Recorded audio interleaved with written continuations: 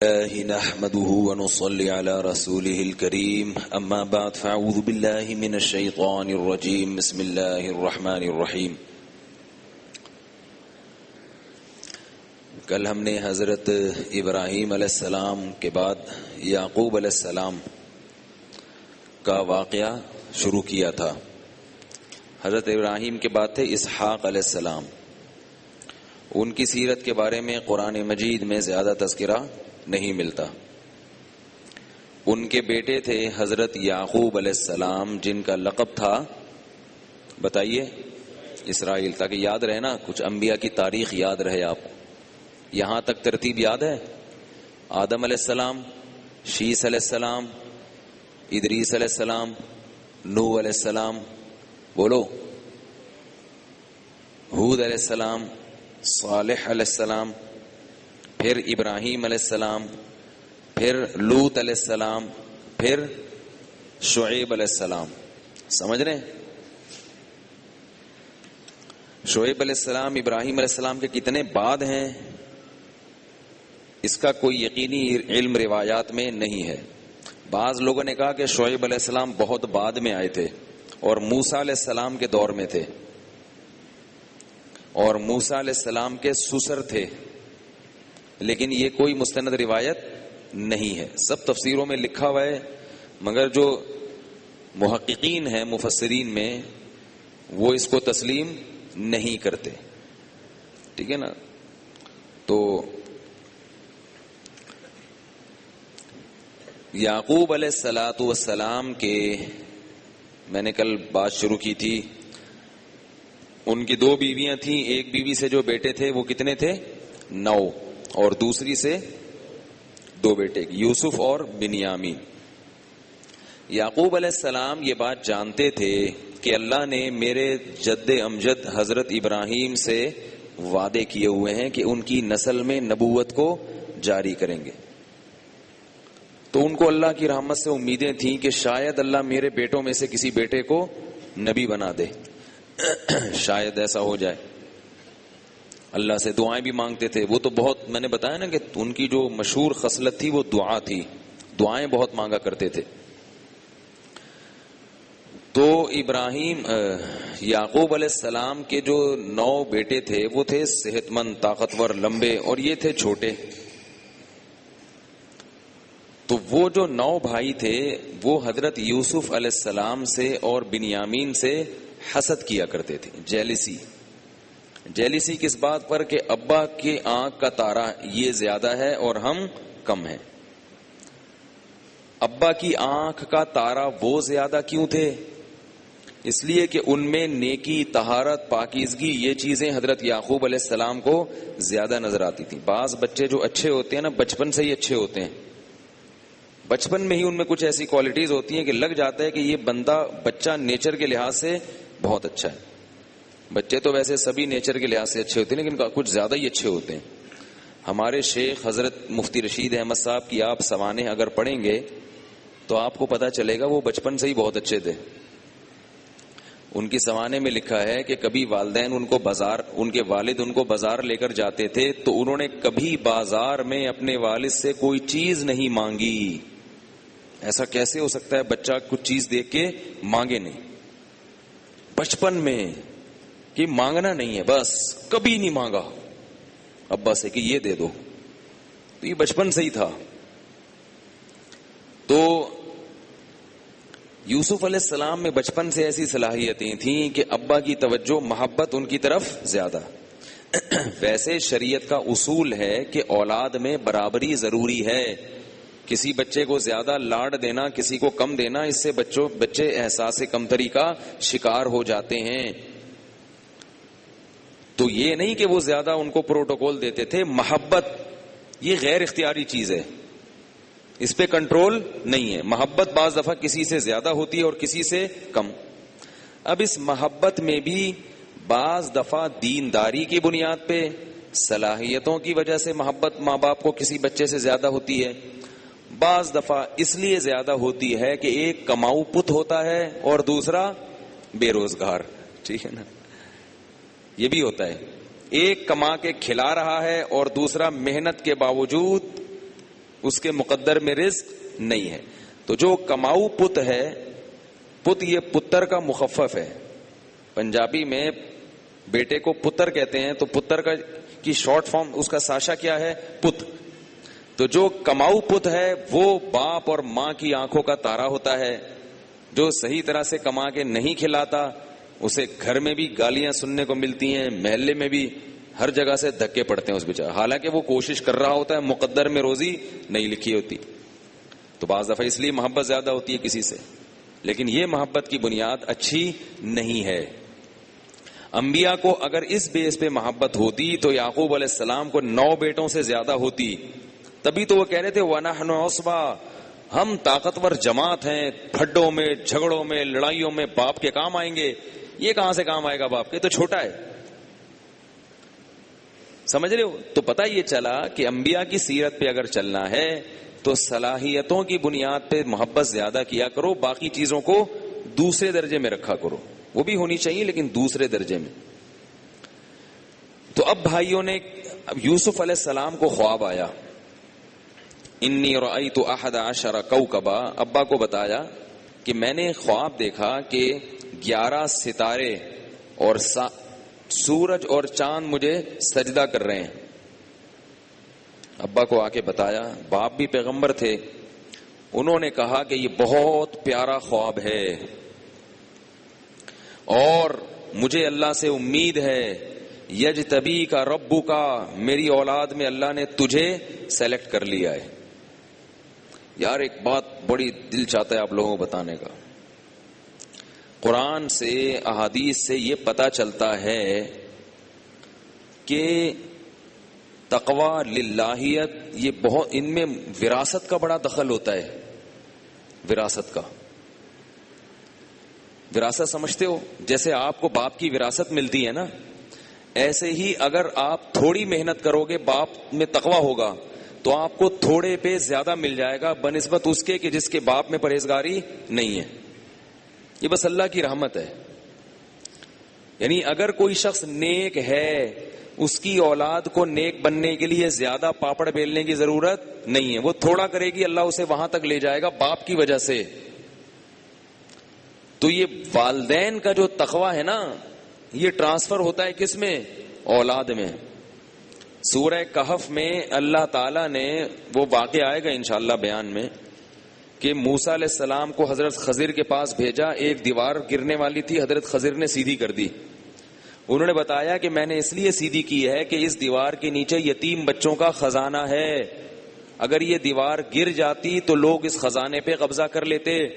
اللہ نے مجھے کہا کہ اس دیوار کو سیدھا کرو، کیونکہ کانا ابوہما صالحا، ان بچوں کا باپ نیک آدمی تھا. غیب سے اللہ نے اس دیوار کے سیدھا کرنے کا انتظام کیا کہ باپ نیک تھا تو بچوں کو ضائع ہونے سے بچاؤں گا میں. تو جب یہ جوان ہو جائیں گے نا، ان کو پتا چلے گا، پھر خود خزانہ نکال لیں گے وہاں سے. تو جب اللہ کسی کی دنیا کی اتنی فکر کر رہے ہیں باپ کی وجہ سے، تو آخرت کی فکر نہیں کریں گے؟ اس پر کسی کو یہ اشکال نہ ہو کہ جس بیچارے کا باپ نیک نہیں ہے اس کو کیا قصور ہے. بھائی اللہ ظلم تھوڑی کر رہے ہیں، جو بھی آنا چاہے گا ہدایت کے دروازے کھلے ہوئے ہیں، لیکن جس کا باپ نیک ہے اس پر اللہ زیادہ انعام کر رہے ہیں. تو اللہ زیادہ تو دے سکتے ہیں نا کسی کو، کہ بھائی یہ تو تمہاری محنت کی وجہ سے اور یہ تمہارے ابا کی وجہ سے. تو اب آپ دیکھو نا، اسحاق علیہ السلام کو نبوت کیوں ملی؟ کیونکہ وہ ابراہیم علیہ السلام کے بیٹے تھے، اللہ کے خلیل کے بیٹے تھے. یعقوب علیہ السلام کو نبوت کیوں ملی؟ بولو نا. اسحاق علیہ السلام کے بیٹے اور ابراہیم علیہ السلام کے پوتے. پھر یعقوب علیہ السلام کے بیٹوں میں یوسف علیہ السلام کو کیوں مل رہی ہے؟ کیونکہ یعقوب علیہ السلام اللہ کے نبی ہیں، عبادت گزار ہیں، اللہ سے دعائیں مانگتے ہیں. دوسرا کوئی کر نہیں رہا نا اپنی اولاد کے لیے یہ کچھ. تو اللہ کہتے ہیں جو کرے گا اس کی اولاد کو نواز دوں گا. نبوت اللہ کا خاص فضل ہے جس میں انسان کے ارادے کا اور اختیار کا دخل نہیں ہوتا. تو یعقوب علیہ، یعنی ہوتا یہ ہے کہ نیک لوگ جو ہوتے ہیں نا، وہ چونکہ نیک جبھی ہوں گے جب اپنی اولاد کے لیے دعائیں بھی مانگتے ہوں. تو وہ اتنی دعائیں مانگ چکے ہوتے ہیں کہ اللہ ان کی اولاد کو غریبی میں بہت ساری چیزیں دے دیتے ہیں. اولاد اس قابل نہیں ہوتی, اللہ کہتے ہیں تیرے باپ کی دعاؤں کی وجہ سے تجھے غریبی میں مل گیا. اس لیے ابا کو تو نیک بنانا ممکن نہیں ہے. اب ایسا تو نہیں ہو سکتا نا کہ ابا چینج کر لیں آپ. ابا تو جو ہیں وہ ہیں. خود نیک بن جاؤ تاکہ آپ کی اولاد اس میں یہ برکتیں منتقل ہو جائیں. یہ تو ہو سکتا ہے نا. اور پھر قیامت کے دن وہ اولاد آپ کے لیے باعث فخر بنے. اور ابا کو بھی کوشش کرو دعائیں کروانے کی, ابا سے اپنے لیے خدمت کر کے دعائیں نکلوا لو ان سے. تو یعقوب علیہ السلام نے کیا کہا کہ وَكَذَلِكَ يَجْتَبِيكَ رَبُّكَ, ایسا لگتا ہے کہ تیرا رب, اسی طرح تیرا رب تجھے منتخب کرے گا. میری اولاد میں اللہ نے کس کی سلیکشن کی ہے؟ تیرے لیے. وَيُتِمُّ نِعْمَتَهُ عَلَيْكَ وَعَلَىٰ آلِ يَعْقُوبَ, اور اللہ اپنی نعمت جو اس نے ابراہیم اور یعقوب کی آل پر کی وہ تیرے ذریعے سے تمام کرے گا. جیسے وہ نعمت چلی آ رہی ہے نا, اب وہ تجھ پر ہوگی. وَيُعَلِّمُكَ مِن تَأْوِيلِ الْأَحَادِيثِ, اور اللہ ہر پیغمبر کو کوئی معجزہ دیتا ہے. اللہ تجھے یہ معجزہ دے گا کہ تجھے خوابوں کی تعبیر سکھا دے گا. دیکھو کیسے ان کا ذہن گیا نا کہ خواب کی تعبیر سے ہی انہوں نے اندازہ لگا لیا بھئی یہ سچا خواب ہے اور اس کی یہ تعبیر ہے, اور تمہیں خوابوں کی تعبیر کا فن اللہ سکھا دے گا. جب بھی یوسف علیہ السلام نے کوئی تعبیر بتائی وہ 100% سچی نکلی. ایک چھوٹی سی بات بتا کے میں آگے چلتا ہوں. دیکھو کبھی کسی کے بارے میں برا خواب آئے نا تو بتایا مت کرو. یہ بڑی بے وقوفی اور پرلے درجے کی حماقت ہے. کسی کو الٹا سیدھا دیکھو خواب میں بتا رہے ہیں میں نے یوں دیکھا ہے آپ کو, اس کی نحوست ہوتی ہے. ایک آدمی کسی کو فون کر کے کہ میں نے خواب میں دیکھا آپ نے اپنی بیوی کو طلاق دے دی ہے. ہاں وہ ہنس رہا ہے. تو میں نے کہا تم بیوقوف ہو, اس کو تم بتا رہے ہو کہ نہیں بھی دینی ہوگی تو اس کے لاشعور میں یہ بات بیٹھ جائے گی. تو ایسی چیزیں بتانے کی نہیں ہوتی اللہ کے بندو. کسی نے خواب میں دیکھا فلاں کی بیوی کو طلاق دے دی, اس کو فون کر بھائی بولو میرے پیٹ میں مروڑ تھا پتہ نہیں کیا آ گیا خواب میں مجھے. اچھے خواب بتانے چاہیے, برے خواب. اور میاں بیوی میں لڑائی والا, یہ تو میاں بیوی میں لڑائی والا خواب ہو گیا. بعض دفعہ کچھ بھی نہیں ہوتا, انسان بتا کے اگلے کو ویسے ہی پریشان کر دیتا ہے. اگلا کہتا ہے یار کچھ, وہ نہیں بھی ہوتا نا تو کیا کرتا ہے وہ دے دیتا ہے کہ خواب آیا بھائی. کیوں آج کل لوگ خواب پہ قرآن و حدیث سے زیادہ یقین کرتے ہیں. تو وہ پیغمبر کا خواب تھا بھائی. تو علماء نے لکھا ہے کہ برا خواب نہیں بیان کرنا چاہیے. ٹھیک ہے نا. تو اچھا بات یہ چل رہی تھی. تو یعقوب علیہ السلام نے کیا کہا کہ اللہ تمہیں منتخب کرے گا اور تمہیں خوابوں کی تعبیر کا فن سکھائے گا. ادھر اچھا یہ بھی کہہ دیا کہ یہ خواب اپنے بھائیوں کو مت بتانا کیونکہ وہ اور زیادہ حسد میں آ جائیں گے. اس سے ہمیں یہ بھی پتا چلا, جو اس میں اسباق ملیں گے نا اس واقعے میں وہ بھی میں آہستہ آہستہ بتاتا رہوں گا. اس سے ہمیں یہ بھی پتا چلا کہ اپنی نعمت ہر ایک کے سامنے بیان کرنے کی نہیں ہوتی. ہر ایک کے سامنے نہ اپنی تعریف کرنی چاہیے نہ اپنی کوئی نعمت بیان کرنا چاہیے. جو محبت والے لوگ ہیں وہ آپ کی تعریف سن کے خوش ہوں گے, جو حسد والے لوگ ہیں وہ نظر لگائیں گے آپ کو. ٹھیک ہے نا. وہ کیا کریں گے, اپنا کاروبار دکھا رہے ہیں ہر ایک کو جا کے چھت پہ. یہ دیکھو ایک صاحب مجھے اپنی چھت پہ لے گئے, بڑا بزنس ماشاءاللہ ان کا, پرندوں کا لاکھوں کی آمدن ان کی. مجھے لے گئے, بڑا انہوں نے چلتا ہوا اپنا بزنس دکھایا. کہنے لگے آپ کو لے کے آ رہا ہوں ورنہ کسی کو لاتا نہیں ہوں, یہ چھپایا ہوا ہے میں نے. میں نے کہا کیوں؟ کہہ رہے مجھے پتا ہے آپ کی نظر نہیں لگے گی. ٹھیک ہے نا. ان کو یقین تھا کہ بھئی یہ مولوی صاحب بیچارہ کیا نظر لگائے گا. ٹھیک ہے نا. تو بہت اچھا کہ شریعت کا بھی یہی حکم ہے کہ خام خامے شو بازیاں مت کرو. کوئی ضرورت ہے تو ایک الگ بات ہے. خام خامے لوگوں میں دکھا رہے ہیں یہ میری اتنی, یہ میری یوں, میری یوں, میرے یوں. لوگوں کو حسد ہوتا ہے, محبت بہت کم لوگوں کو ہوتی ہے. آپ کے غم کو دیکھ کے رونے والے تو آپ کو مل جائیں گے, آپ کو ہنستا دیکھ کے ہنسنے والے بہت کم ہوں گے. لوگ کہیں گے ہنس کیوں رہا ہے. ٹھیک ہے نا. یہ کیوں ہنس رہا ہے, اتنے تھوڑے پیسوں میں کیوں ہنس رہا ہے یہ. ٹھیک ہے نا. تو اس پہ لوگوں کو وہ ہوتا ہے, جیلسی ہونا شروع ہو جاتی ہے. اللہ ماشاءاللہ سب ایک جیسے نہیں ہوتے. بار بار کہتا ہوں جو بیان سننے والے ہیں ماشاءاللہ وہ سارے اچھے لوگ ہیں. تو انہوں نے کہا اپنے بھائیوں کو مت سنانا. ادھر بھائی ویسے ہی پلان کر رہے تھے کہ یار ابا کا لاڈلا زیادہ ہی ہے. دیکھو پہلے زمانے میں باپ کی کتنی عظمت تھی لوگوں کے دلوں میں کہ اولاد باپ کا نور نظر بننا چاہتی تھی. آج کل باپ کو لفٹ کرانا اولاد نے چھوڑ دیا ہے. اور پتہ ہے یعقوب علیہ السلام کے بچے ان کو لفٹ کرانا کیوں چاہتے تھے؟ اس کی ایک وجہ یہ بھی تھی کہ وہ زیادہ تھے. جب بچے زیادہ ہوتے ہیں تو کمپٹیشن اسی حساب سے ہوتا ہے. ایک دو بچوں میں یہ محبت نہیں ہوتی. باپ کی عظمت ہی، ماں کی عظمت ہی جب ہی ہوتی ہے جب ماتحت زیادہ ہوں. آئی نا سمجھ میں؟ نہیں آئی تو رہنے دیں، جیسے چل رہے ہیں نا وہی ٹھیک ہے. تو اب کیا ہے کہ سارے بھائی مل گئے، انہوں نے پلان بنایا. میں اگر آیتیں قرآن کی پڑھوں گا نا تو بیان بہت لمبا ہو جائے گا. میں جلدی بس مفہوم مختصر بیان کرتا ہوں. یہ قصہ واقعہ میں نے پچھلے سال بہت ڈیٹیل میں بیان کیا یوسف علیہ السلام کا، وہ بھی آپ یوٹیوب پہ سن سکتے ہیں. تو بھائیوں نے پلان بنایا اور یہ ارادہ کیا، اقتلوا یوسف، یوسف کو قتل کر دو، یا ایسی زمین میں ڈال دو جا کے کہ باپ بھول جائے اس کو. نتیجہ کیا نکلے گا؟ یخلو لکم وجہ ابیکم، تمہارے باپ کا چہرہ تمہارے لیے خاص ہو جائے گا، اس کی ساری توجہ تمہاری طرف ہو جائے گی. ایک نے مشورہ دیا کہ بھئی قتل کرنے کی کیا ضرورت ہے، ہمارا جو مقصد ہے وہ تو قتل کے بغیر بھی حاصل ہو سکتا ہے. ہم اسے کسی کنویں میں ڈال دیتے ہیں اور مسافر لوگ آئیں گے اسے اٹھا کے لے جائیں گے. پہلے زمانے میں تو غلام بکتے تھے، تو غلام بنا کے کہیں بیچ دیں گے، ہماری نظر سے دور ہو جائے گا. کیونکہ یعقوب علیہ السلام رہتے تھے گاؤں میں اور خرید و فروخت کہاں ہوتی ہے؟ شہروں میں، تو کہیں شہر لے جا کے بیچ دیں گے. بالآخر وہ ابا کے پاس آئے اور ابا سے کہنے لگے، ابا آپ کو کیا ہو گیا؟ آپ جو ہے ہم پہ اعتماد ہی نہیں کرتے. چھوٹے بچے یوسف کے بارے میں، اس کو لے جاتے ہیں ہم، تھوڑا جنگل میں کھائے گا پیے گا اور ذهبنا نستبق، یہاں وہاں جا کے ہم کھیلیں گے کودیں گے، انجوائے کر لے گا تھوڑا سا. ابا نے کہا کہ مجھے ڈر ہے کہ کہیں اس کو بھیڑیا نہ کھا لے، جنگل میں لے کے جاؤ گے. انہوں نے کہا لئن اکلہ الذئب ونحن عصبہ، اتنے بڑے بڑے بھائی جس کے موجود ہوں، ان کے ہوتے ہوئے چھوٹے بھائی کو بھیڑیا کھا لیں تو ہم سے زیادہ بدتر تو پھر کوئی ہے ہی نہیں. دیکھو جب بھی کسی کا فساد کا پروگرام ہوتا ہے نا تو کیسے اسٹائل میں وہ بات کرتا ہے کہ یہ کیسے ہو سکتا ہے بھائی، اٹ ازنٹ پاسبل، ٹھیک ہے، یہ تو ممکن نہیں ہے. تو کیا ہوا، لے گئے ان کو. بابا نے کہا ٹھیک ہے بھائی. جب لے کر گئے ہیں اور ان کو کنویں میں ڈال دیا تو شام کو واپس آئے ہیں روتے ہوئے، اور قمیص پہ یوسف علیہ السلام کی قمیص پہ خون لگا دیا جھوٹا کہیں سے لے کے، اور کہنے لگے انا ذهبنا نستبق، ہم دوڑ کا مقابلہ کر رہے تھے، یوسف کو ہم نے اپنے گھر سامان کے پاس چھوڑ دیا اور بھیڑیا اس کو کھا گیا.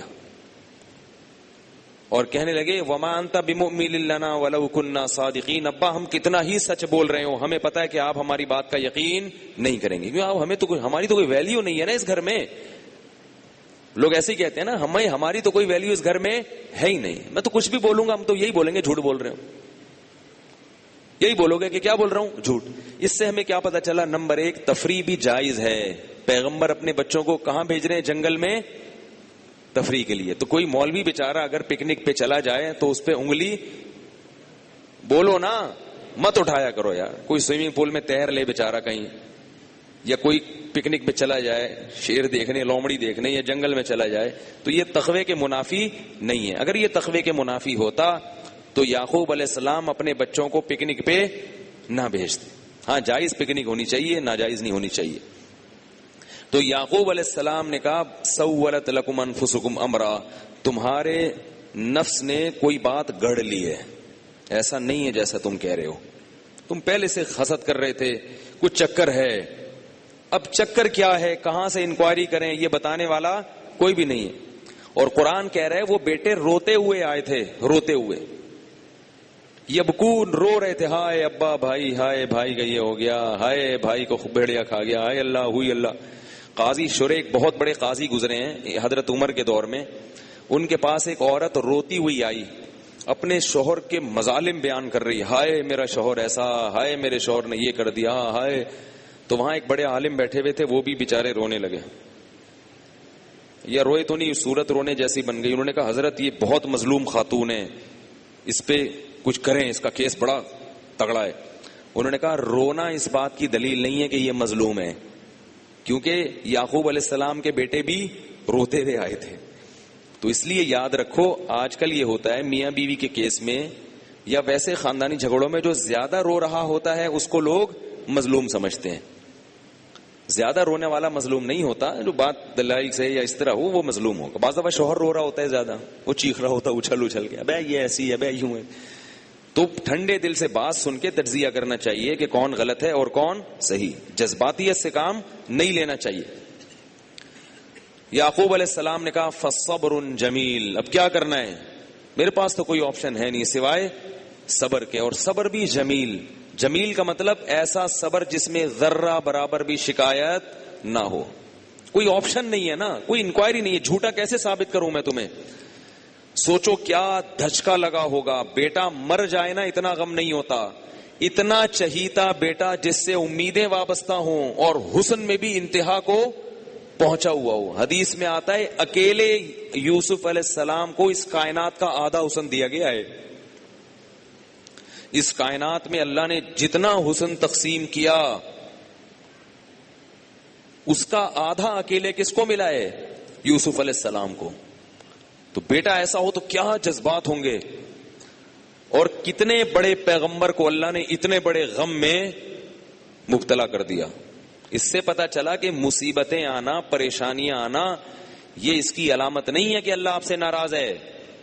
بعض دفعہ اللہ آپ سے خوش ہوتا ہے اس لیے بھی دے دیتا ہے غم، نوازنا چاہتا ہے، اللہ آپ کو بلند مرتبہ دینا چاہتا ہے. بہرحال ہم سب کو اللہ سے دعا مانگنی چاہیے کہ اللہ ہمیں غموں سے دور ہی رکھے، اللہ سے عافیت مانگنی چاہیے. تو کہا فصبر جمیل. وجا سیارۃ، اللہ فرماتے ہیں قافلہ گزرا، ڈول ڈالا، دیکھا ایک بچہ. یا بشرا ہاذا غلام، ایک دم چیخنے لگے ارے مبارک ہو یہ تو لڑکا ہے. ڈول سے اس لڑکے کو نکالا. اب وہ ڈر لگ رہا ہے ان کو کہ جس کا بچہ ہو کہیں وہ پہنچ نہ جائے. تو کہنے لگے اس کو فوراً بیچو، بازار میں لے جا کے قیمت نکالو اس کی بس، کیونکہ اصل مالک مل گیا تو مسئلہ خراب ہو جائے گا. قرآن کہتا ہے وَشَرَوْهُ بِثَمَنٍ بَخْسٍ دَرَاهِمَ مَعْدُودَةٍ، چند ٹکوں کے بدلے میں مصر میں ان کو بیچ دیا کہ بھئی اصل مالک نہ مل جائے، اصل مالک نہ مل جائے. توڑ اسے پیسوں میں جلدی سے بیچو، پیسے نکالو. تو دنیا میں اکثریت اسی طرح کی دو نمبر ہی ہے. میں ایک دفعہ ٹرین میں سفر کر رہا تھا، میرے ہاتھ میں سیکو 5 گھڑی تھی، جیسے کہ کچھ دن پہلے بھی تھی، آپ نے دیکھی ہوگی وہ بھی غائب ہو گئی، پتہ نہیں کہیں رکھی ہے تو بندہ اٹھا کے لے گیا، یہ کیا ہو گیا واللہ وال. تو وہ ابھی پھر 1-2 دن میں لے رہا ہوں گھڑی، بے فکر رہے. تو سیکو 5 گھڑی تھی. میں واش روم میں گیا ہوں ٹرین میں، میں نے وضو کر کے باہر نکلا، میرے فوراً بعد ایک بندہ چلا گیا اندر. تو مجھے یاد آیا میری گھڑی، اب وہ واش روم میں تھی. میں گیا تو وہ بندہ باہر نکل رہا ہے، مجھے خیال ہی نہیں رہا. اس نے مجھے یوں کر کے دیکھا اور فوراً پتلی گلی سے ایک دم بھاگا. جیسے ہی بھاگا ہے تو میں نے دیکھا میری گھڑی نہیں ہے، تو میں اس کے پیچھے بھاگا کہ وہ ایسا غائب ہوا جیسے گدھے کے سر سے سینگ. حالانکہ ایجوکیٹڈ پڑھا لکھا بندہ لگ رہا تھا. میں نے کہا یہ اس قوم کا حال ہے. ایسا لگتا ہے ہر آدمی چور ہے الا ماشاء اللہ، سوائے ان لوگوں کے جو ہمارا بیان سنتے ہیں یا فیس بک پہ کسی بھی وقت سنیں گے، کیونکہ وہ پھر لگتے ہیں وہ سمجھتے ہیں کہ ہم پہ طنز ہو رہا ہے. تو یہ شروع سے ہی چلا آ رہا ہے. نیک لوگ، کردار کے صاف اور پاک لوگ ہمیشہ تھوڑے ہی ہوتے ہیں. تو وہ کیا ہے کہ وہ لے گئے بازار میں، لے جا کے چند کوڑیوں کے بدلے میں بیچ دیا. اب بکتے بکتے وہ بچہ کہاں چلا گیا؟ مصر کا جو مصر شہر تھا اس وقت، مصر بڑا پرانا شہر ہے اور بڑا آباد شہر رہا ہے ہمیشہ سے. مصر شہر میں بادشاہ کے دربار میں پہنچ گیا. کیونکہ بچہ خوبصورت تھا تو سب اس کی طرف مائل ہوتے تھے. تو بادشاہ نے وہ بچہ لے لیا اس امید پر کہ اس کو ہم اپنا بیٹا بنا لیں گے. یہ اتنا خوبصورت بچہ ہے کہ اس کے اولاد نہیں تھی بادشاہ کے، کہ ہمیں اگر غلام نہیں بھی بنایا تو یہ تو بیٹا بنانے کے بھی کام آئے گا. تو اب انہوں نے اس کو بنا لیا اپنا بیٹا. اللہ فرماتے ہیں ہم نے اس طرح سے یوسف علیہ السلام کو بادشاہ کے محل میں پہنچا دیا اور اچھا ٹھکانہ عطا کر دیا. حتی اذا بلغ اشدہ، جب جوانی کی دہلیز پہ پہنچے ہیں. ظاہر ہے پھر تو یوسف علیہ السلام کا جو جمال تھا اور ان کا جو حسن تھا وہ بہت زیادہ، وہ ان کا معجزہ تھا. یوسف علیہ السلام کا جو حسن تھا نا وہ اللہ کی طرف سے ایک معجزہ تھا. بلغ اشدہ آتیناہ حکما وعلما، اللہ فرماتے ہم نے ان کو حکمت بھی دی اور علم بھی دیا. وَكَذَلِكَ نَجْزِي الْمُحْسِنِينَ، نیک لوگوں کو ہم اسی طرح بدلہ دیا کرتے ہیں. پتہ یہ چلا کہ بچپن سے ہی نیک تھے وہ. پھر کیا ہوا ہے کہ وہ بادشاہ کی جو بیوی تھی وہ ان پہ عاشق ہو گئی، وہ خوبصورت اتنے تھے. تو بادشاہ کی بیوی نے دروازے بند کر کے یوسف علیہ السلام کو اپنی طرف گناہ کی دعوت دی. اب آپ ایک بات دیکھو کہ بادشاہ کی بیویاں بدصورت نہیں ہوا کرتی. بادشاہ لوگ کبھی بدصورت عورت سے نکاح نہیں کرتے. کس قدر خوبصورت عورت ہوگی جو بادشاہ کی بیوی ہے, اور چاروں طرف سے دروازے بند کر دیے. اب گناہ کا سے بھاگنے کا یوسف علیہ السلام کے پاس کوئی راستہ نہیں ہے, اور اس نے خود اپنی طرف بلایا ان کو. قرآن کہتا ہے وَلَقَدْ هَمَّتْ بِهِ وَهَمَّ بِهَا, جیسے جس کو زلیخا کہا جاتا ہے, واللہ عالم یہ نام کسی صحیح حدیث میں نہیں ہے لیکن اسرائیلی روایات میں ہے کہ وہ جو زلیخا تھی نا, اس کے دل میں تو رغبت تھی. اللہ فرماتے ہیں کہ یوسف کے دل میں بھی خواہش پیدا ہوئی, کیونکہ یہ تو ایک نیچرل ہے نا. انبیاء میں 40 مردوں کے برابر قوت ہوتی ہے, اور پھر ابتدائے جوانی ہے. ابتدائے جوانی میں انسان میں جتنی شہوت ہوتی ہے اتنی پوری زندگی میں کبھی بھی نہیں ہوتی. ابتدائے جوانی ہے, اور دعوت کون دے رہی ہے؟ انتہائی خوبصورت جوان عورت. اور گناہ کرنے میں کوئی رکاوٹ نہیں ہے, بدنامی کا کوئی خوف نہیں ہے, کیونکہ بدنام کرنے والی تو عورت ہوتی ہے نا. بدنامی کا کوئی خوف نہیں ہے, بھاگنے کا کوئی راستہ نہیں ہے. کوئی اور ہوتا بولتا بھائی میرے بس میں تو اب کچھ بھی نہیں ہے, اب تو دروازے بند ہے, تالے لگ گئے دروازوں پہ, میں کہاں سے بھاگوں گا. ایسے موقع پر, اور دل بھی چاہ رہا ہے یوسف علیہ السلام کا, رغبت بھی ہو رہی ہے کیونکہ جوان ہے, مرد ہے, جوان ہے. لیکن قرآن کیا کہتا ہے کہ یوسف علیہ السلام نے اس موقع پر کہا معاذ اللہ, اللہ کی پناہ, انہو ربی احسن مثوایا, وہ میرا رب ہے, اس نے کنویں سے نکال کے مجھے ایسا محل دے دیا, ٹھکانہ دے دیا, اب میں اس کی کیسے نافرمانی کروں گا. کوئی اور ہوتا تو یہ بھی کہہ سکتا کہ میں تو ملک سے دور ہوں, میرے اوپر تو یہ قدرت, میرے ساتھ تو اللہ نے انصاف نہیں کیا, مجھے تو کنویں میں پھینکوا دیا, اب میرا تو رائٹ ہے, میرا تو حق ہے, یہاں تو مجھے کوئی رشتہ بھی نہیں دے گا, میری شادی مسافروں کو کون رشتہ دیتا ہے.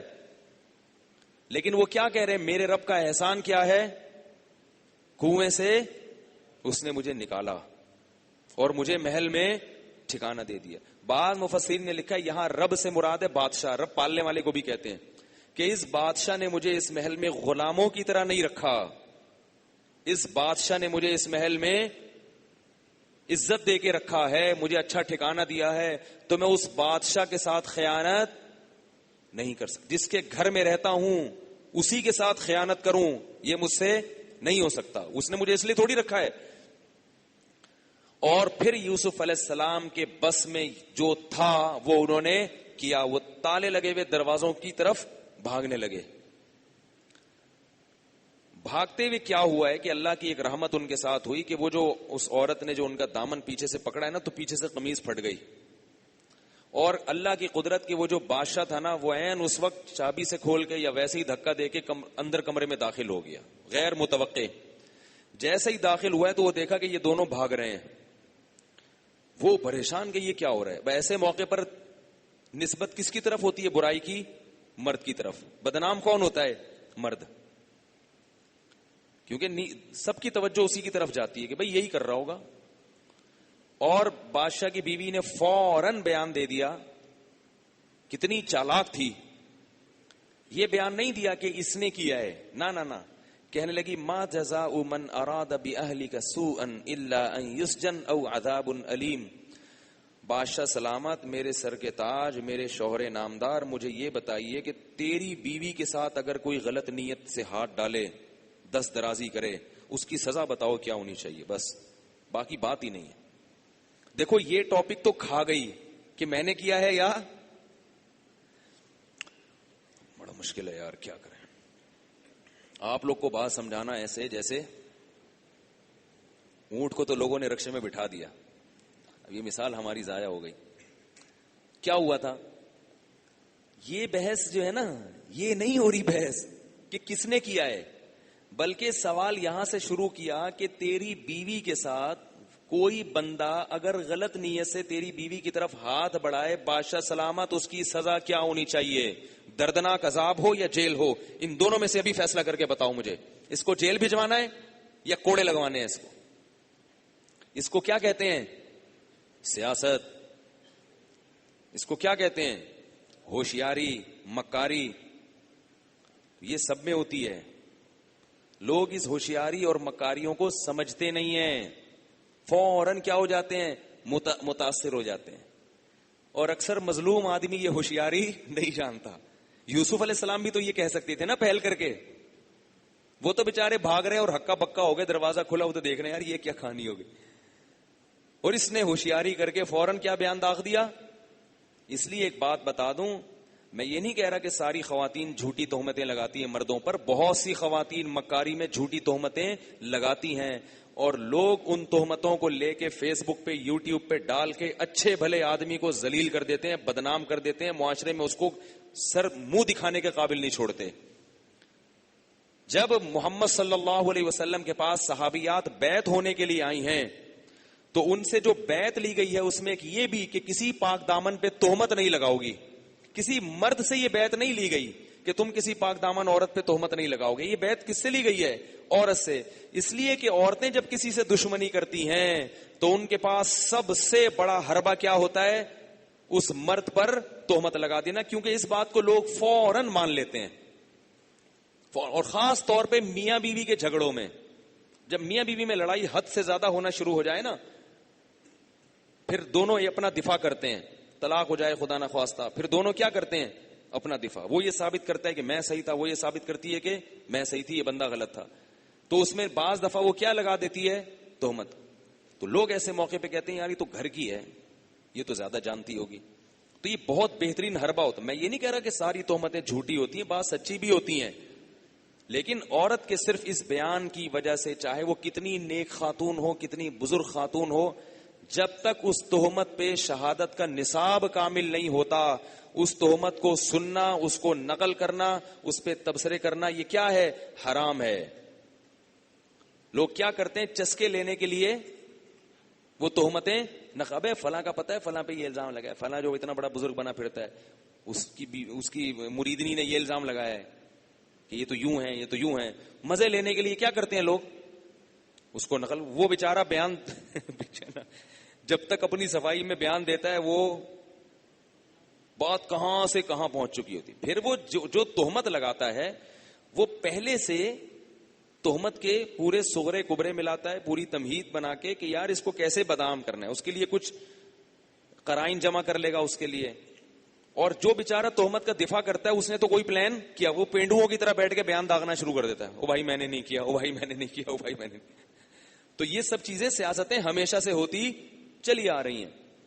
ہاں میں یہ نہیں کہہ رہا کہ جس عورت نے تہمت لگائے کسی پر تو اس کو آپ برا کہیں، آپ بولیں بھائی ہمیں اس کی حقیقت معلوم نہیں ہے، کیونکہ امکان اس کا بھی ہے کہ وہ صحیح تہمت لگا رہی ہو. لیکن عورت کو بھی شریعت کیا کہتی ہے کہ جب تک آپ کے پاس گواہ نہیں ہے آپ کسی پہ تہمت نہیں لگا سکتے. اور اگر گواہ کے بغیر عورت نے تہمت لگا دی تو شریعت کہتی ہے چوک پہ کھڑا کر کے اس عورت کو کتنے کوڑے مارو؟ 80 کوڑے.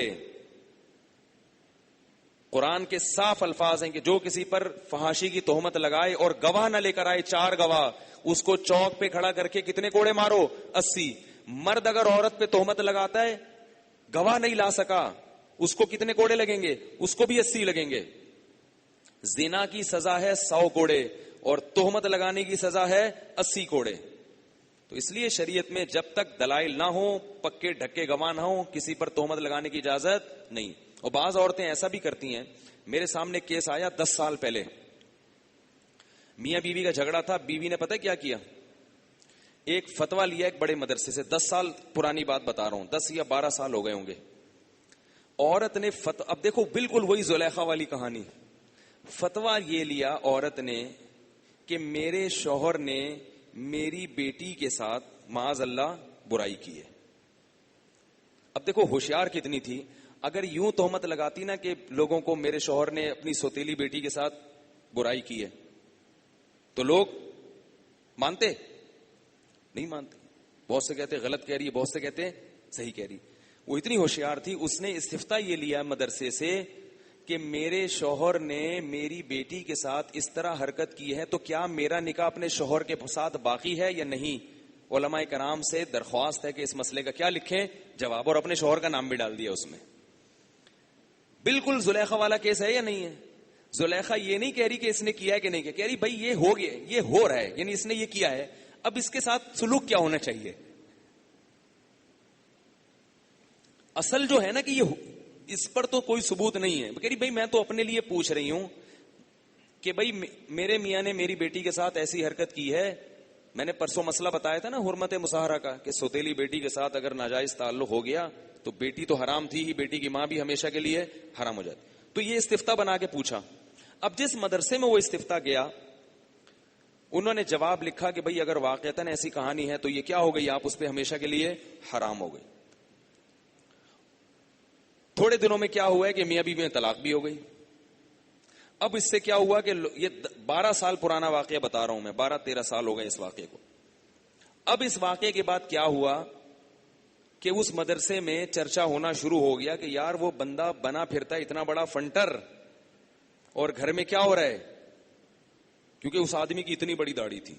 عام لوگوں کی جتنی داڑھی ہوتی ہے نا اس سے زیادہ، ناف کے قریب قریب داڑھی پہنچ رہی تھی اس کی. اب یہ مسئلہ ہو گیا اس کا مشہور. آہستہ آہستہ مدرسے سے بات نکلی اور بندہ کیا ہو گیا، بدنام. کیا بھائی یہ ہے، اس کی بیوی تو یہ پوچھ رہی ہے ہم سے. میں چونکہ اس کو ذاتی طور پہ جانتا تھا اس بندے کو، اور میں ان کے فیملی میٹر میں پڑا ہوا تھا، یعنی ان کے خاندانی معاملات جو جھگڑے ہو رہے تھے نا میرے سامنے آ رہے تھے. تو 6-7 مہینے اس واقعے کو گزر گئے. کسی نے مجھ سے بتایا کہ ابے یار یہ جو لوگوں کے پیٹ تو آج کل ہلکے ہیں نا بھائی، اگر ہوا بھی ہے تو بتانے کی کیا ضرورت ہے، بس ختم ہو گئی، وہ میاں بیوی الگ ہو گئے، دنیا میں کیوں اچھال رہے اس کو. جیسے گناہ کرنا گناہ ہے، گناہ کی خبروں کو اچھالنا بھی اس سے بڑا گناہ ہے. ہمارے علماء کہتے ہیں کہ ایک آدمی وہ ہے جس نے سڑک کے بیچ میں گندگی پھینک دی، وہ بھی گناہ ہے، اور ایک وہ جو اسے ڈنڈی سے پوری سڑک پہ گھما رہا ہے، وہ اس سے زیادہ برا ہے. ایک آدمی نے گناہ کر لیا وہ بھی برا، اور اس گناہ کو آپ فیس بک پہ یوٹیوب کی زینت بنا رہے ہو تو یہ اس سے بڑا گناہ ہے. تو 6-7 مہینے بعد مجھے کسی نے بولا یار یہ تم بندہ جو ہے نا، یہ تم جس کے تم ایسی تعریفیں کرتے ہو تو یہ ہے. میں نے کہا آپ کو کیسے پتا؟ پھر اس نے پوری کہانی. پھر میں نے کہا اللہ کے بندے اچھا ہوا آپ نے مجھ سے پوچھ لیا. میں چونکہ ان کے پورے خاندانی معاملات کو پہلے سے جانتا تھا. وہ اس کی بیوی بڑی شرارتی تھی، اور وہ اپنے شوہر سے، اس کو پتا تھا میرا میاں مجھے طلاق دینے والا ہے. اس خاتون کو پہلے ہی 2-3 شوہروں سے طلاقیں ہو چکی تھی. 3 شوہر تھے وہ، میرا خیال ہے بدل چکی تھی. وہ 3-4 شوہروں کو بدل کے آئی تھی وہ. تو اب کیا تھا کہ وہ اب اس سے بھی ہونے والی تھی طلاق. یہ میرے پاس آتے تھے. اس وقت ایک بڑے عالم تھے جو شہید ہو گئے، وہ بھی زندہ تھے، ان کے پاس بھی یہ میٹر آیا. ان سب نے یہی فیصلہ کیا تھا کہ بھائی آپ اس عورت کو طلاق دے دو. اب اس نے بدنامی سے بچنے کے لیے کہ مجھے طلاق تو ہونے ہی والی ہے، ایک استفتاء بنایا. ٹھیک ہے نا، اور استفتاء بنا کے کیا کیا، ایسی چالاکی سے کیا کر دیا، وہ پورا بدنام ہو گیا. تو ہمارے ہاں کسی کو بدنام کرنے کے لیے کسی گواہ کی ضرورت نہیں سمجھی جاتی. میں یہ نہیں کہہ رہا کہ جتنی عورتیں اس طرح الزام لگاتی ہیں غلط ہوتا، بعض دفعہ صحیح بھی ہوتا ہے، لیکن ہمیں اس بحث میں پڑھنے کی ضرورت نہیں ہے کہ یہ صحیح ہے یا غلط ہے. ہمیں کیا ہے بھئی، فتویٰ لے لیا، اگر آپ کو اطمینان ہے کہ ایسا ہوا ہے، علیحدگی ختم. اب اس پہ مزید تبصرے کرنا اور یہ کرنا، یہ گناہ کو گناہ کرنا ایک الگ چیز ہے، اس کو پھیلانا اس سے زیادہ برا ہے. اور اتنی جلدی کسی پر یقین نہ کر لیا کریں. تو زلیخا نے کیا کہا کہ بھئی جس ما جزاء من اراد باہلک سوءا، کہ تمہارے بیوی کے سے، تمہاری بیوی سے کوئی غلط ارادہ کرے تو اس کی سزا کیا ہونی چاہیے سوائے جیل یا دردناک عذاب کے. اب بیچارے یوسف علیہ السلام بولے ہی راودتنی عن نفسی، نا نا نا نا، اس نے پہل کی ہے، اس نے مجھے گناہ پہ ورغلایا ہے. تو ظاہر ہے لوگ یقین کریں گے ان کی بات پر، کہیں گے ہاں یہ تو مرد تو پھر ایسے ہی بولے گا. لیکن اللہ کی قدرت کہ بادشاہ کے محل میں انہی کے خاندان کے ایک بچے نے کہا کہ بھائی قمیض اگر آگے سے پھٹی ہوئی ہے تو یہ مجرم ہے یوسف علیہ السلام، اور اگر قمیض پیچھے سے پھٹی ہوئی ہے اس کا مطلب ہے کہ یہ آگے بھاگ رہے تھے اور وہ پیچھے تھے. بچے بھی کیا ہوتے ہیں، بعض بڑے ہوشیار ہوتے ہیں. تو جب دیکھا نا تو بادشاہ نے کہا بیٹا گڑبڑ کہاں ہے، ہماری بیگم میں گڑبڑ ہے. لیکن مسئلہ یہ ہوا کہ بادشاہ اگر اپنی بیگم کو مورد الزام ٹھہرائے گا تو بدنامی کس کی ہوگی، بادشاہ کی. تم ہی ٹھیک نہیں ہو. اگر کسی کی بیوی کا کسی بندے سے چکر چل رہا ہو تو بیوی تو بدنام ہوتی ہے, بندہ بھی ہوتا ہے کہ نہیں ہوتا؟ لوگ بولتے ہیں تو ہی ٹھیک نہیں ہے, ٹھیک ہے نا, تیرا ہی کنٹرول نہیں ہے گھر پہ. تو بادشاہ نے بولا یار یہ تو میں مصر کا بادشاہ ہوں, کوئی معمولی چیز تو ہوں نہیں, میں تو بڑے چوڑے میں آ جاؤں گا. تو اب کیا کہہ رہے ہیں, ایسے موقع پہ بڑے سے بڑی چیزیں ہوتی ہیں نا تو لوگ ٹھنڈے پیٹوں ہضم کر جاتے ہیں, حالانکہ یہ ہضم کرنے کی چیزیں نہیں ہوتی. لیکن بادشاہ نے کہا میری بدنامی ہوگی, تو کیا کہہ رہے, یوسف اعرض عن ھذا, یوسف چل مٹی پا, ٹھیک ہے نا, اور جان دے اور رہن دے یار, ہو گیا ٹھیک ہے, وہ پتا ہے تو بڑا نیک آدمی ہے. اعرض عن ھذا, مٹی پا دے اس پہ. اور بیوی سے کہنے لگا واستغفری لذنبک, سوری کر لے. کیا کر لے؟ سوری کر لے یار, وہ جان دے یار. ابھی انہوں نے کیا کیا, بادشاہ نے بھی شت کر کے سب کو خاموش کرا دیا کہ بھائی یہ خبر باہر نہ نکلنے پائے, پتا نہ چلے کسی کو. اور بیوی سے بھی کہہ دیا بھائی تو سوری کر لے, ایسا نہ ہو یوسف علیہ السلام جو ہے تجھے وہ ایسے بدنام کر دیں. اور مٹی پاؤ, لیکن مٹی ایسی چیزوں پہ پا بھی دو نا تو وہ کیا کہتے ہیں اس کو, پپتی نہیں ہے, ٹھیک ہے نا. اب ہوا یہ کہ تھوڑی تھوڑی, کیونکہ لوگوں کو نا نیگیٹو خبروں کے نشر کرنے میں اتنا مزہ آتا ہے جتنا حلوہ کھانے میں نہیں آتا. کسی کے گھر میں کوئی بھاگ جائے, کسی کا کسی سے چکر چل رہا ہو, کتنا ہی علماء کے بیان سنے ہو کہ یار نہیں تبصرہ کرنا چاہیے, لیکن پھر بھی تھوڑا تھوڑا کر کے گھما گھما کے لوگ کیا کرتے ہیں, لے آتے ہیں. یار تمہیں پتہ ہے کیا ہے, میں ویسے ہی بتا رہا ہوں, پتہ ہے کیا ہوا, نہیں چھوڑو یار اچھا نہیں ہے, رمضان ہے روزہ بھی ہے. وہ کہتا ہے نہیں یار بتاؤ یار, پھر چھیڑا کیوں تھا, نہیں یار اب اچھا نہیں ہے یار, بیان سنا تھا, منع ہے یار اسلام میں یار کسی کے گھروں کے حالات پہ تبصرہ کرنا. ابے بھائی بولنا, چلو تھوڑا سا بتا دیتا ہوں. بالکل ایسا ہی کیس ہوا. ہوتے ہوتے نا دو چار لوگ جو وہاں کھڑے سن رہے تھے کہ بادشاہ کی بیوی عاشق ہوئی ہے کس پہ, گھر کے غلام پر, جس کو غلام بنا کے لائے تھے.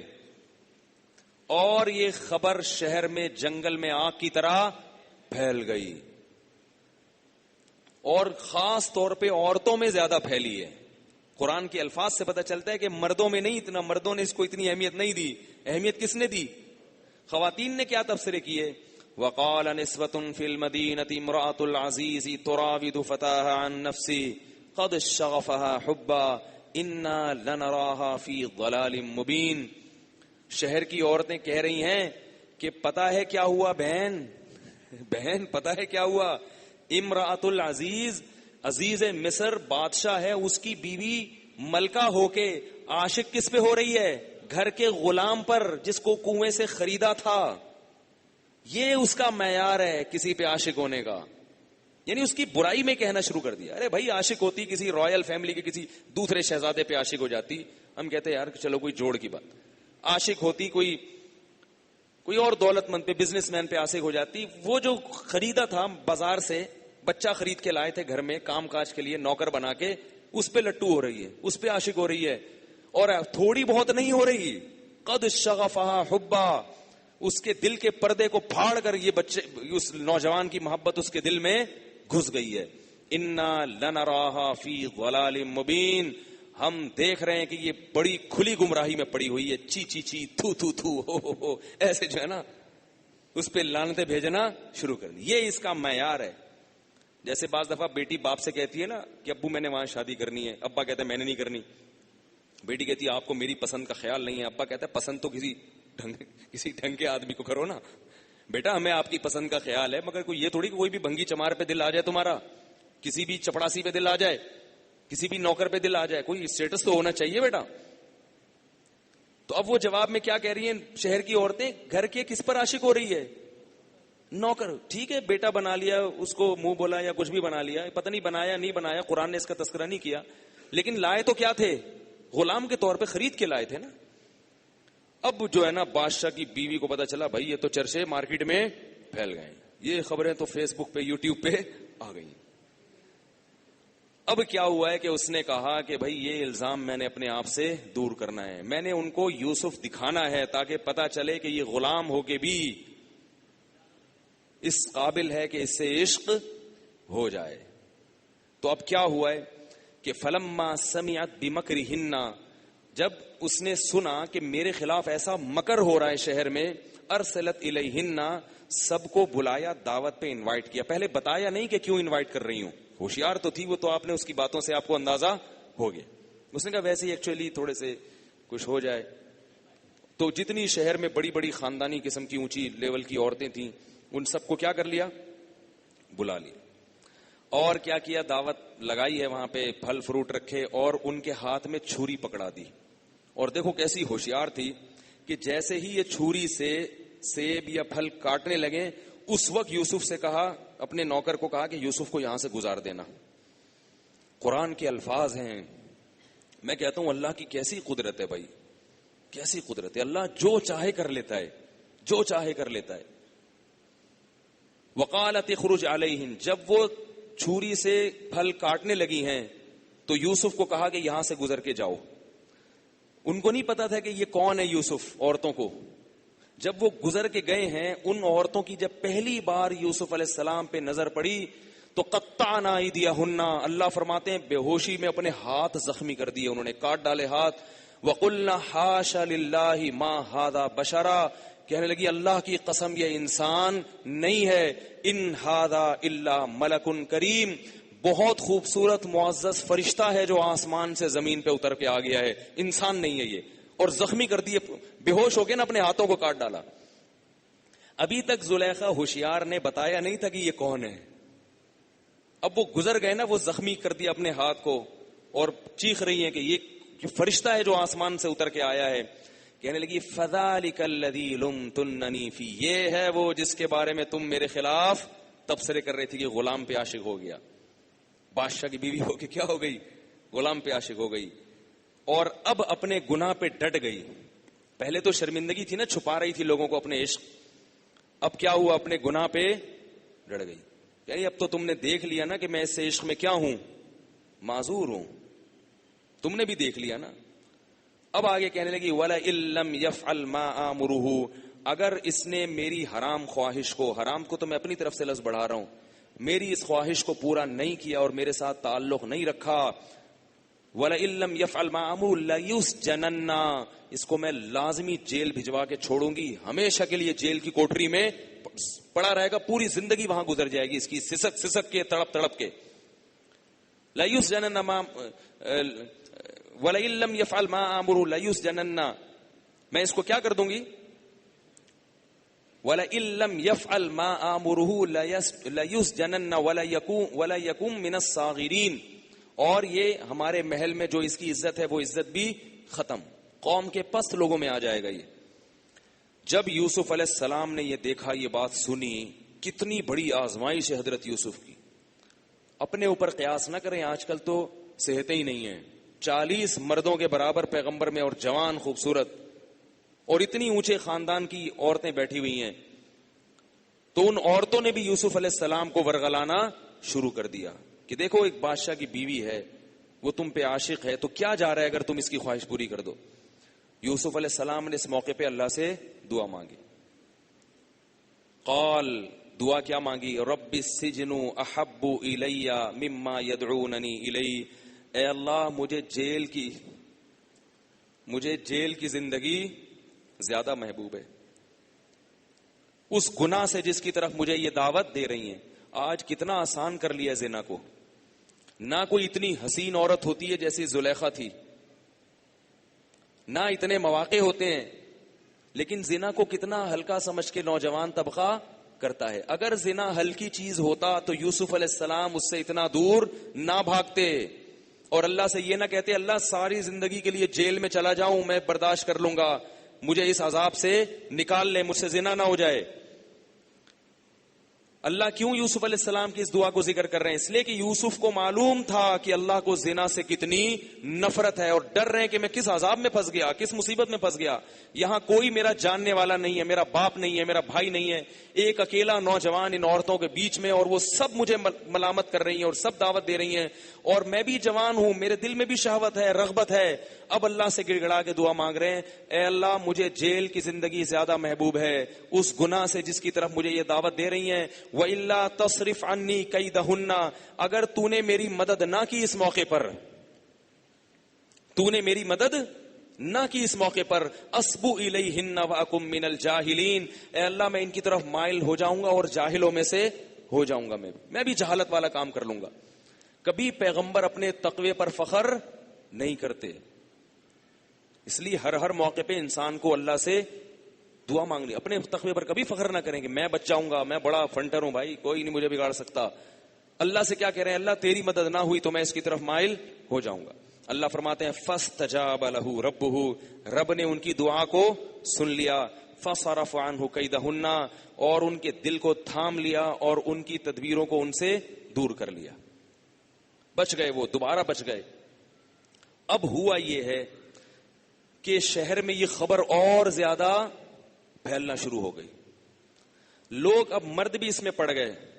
لوگ کہنے لگے کہ اگر بادشاہ کا قصور, بادشاہ کی بیوی کا قصور نہیں تھا, قصور یوسف کا تھا, تو یوسف کو سزا کیوں نہیں مل رہی؟ بات آ رہی ہے نا سمجھ میں؟ اس کا مطلب ہے کہ قصور کس کا ہے؟ چلو عورتیں تو مطمئن ہو گئے نا یوسف علیہ السلام کو دیکھ کے محل میں, باقی پورا شہر تھوڑی مطمئن ہوگا. وہ تو نہیں, وہ تو یوسف علیہ السلام کو دیکھا بھی نہیں تھا انہوں نے. اب وہ سب کیا کہنے لگے کہ گڑبڑ کہاں ہے؟ بادشاہ کی بیوی میں ہے, ورنہ اس کو سزا کیوں نہیں مل رہی؟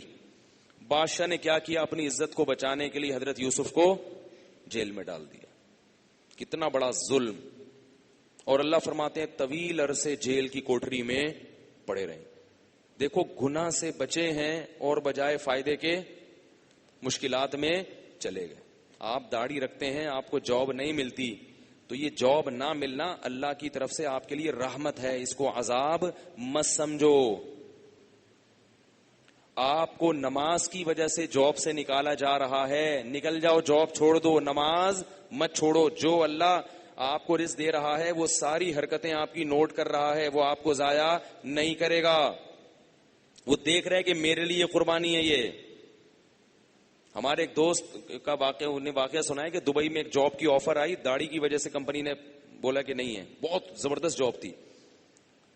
تو کمپنی کا جو مالک تھا نا, جو انٹرویو کے لیے جس نے بندے کو بٹھایا ہوا تھا, وہ خود کراچی فلائی کر کے آیا ہے اور کہا کہ آپ کو انٹرویو میں فیل کیوں کیا؟ اس نے کہا میری داڑھی کی وجہ سے. اس نے کہا آپ کی کوالیفیکیشن تو بڑی زبردست ہے. تو نہ صرف یہ کہ اس کو جاب دی ہے, بلکہ پہلے سے بھی زیادہ جو اس کو سیلری مل رہی تھی نا, وہ بھی کئی گنا زیادہ تھی. اور کچھ دنوں کے بعد اس کو اس جگہ بٹھا دیا جو انٹرویو لینے کے لیے بیٹھا ہوا تھا. اب وہ لڑکا وہاں بیٹھا ہوا انٹرویو میں لوگوں کو جاب دینے کے لیے. لیکن بعض دفعہ اللہ کی طرف سے آزمائش بھی ہوتی ہے. تو یہ جو شریعت میں فرائض اور واجبات ہیں, روزہ چھوڑنا کسی قیمت پہ جائز نہیں ہے. مجھے کسی نے بتایا کرکٹ ٹیم کے کھلاڑی روزہ چھوڑتے ہیں قوم کے وسیع تر مفاد کی خاطر, تاکہ روزہ چھوڑ کے جب جیتیں گے تو ملک کی عزت ہوگی. ایسی عزت ہمیں نہیں چاہیے.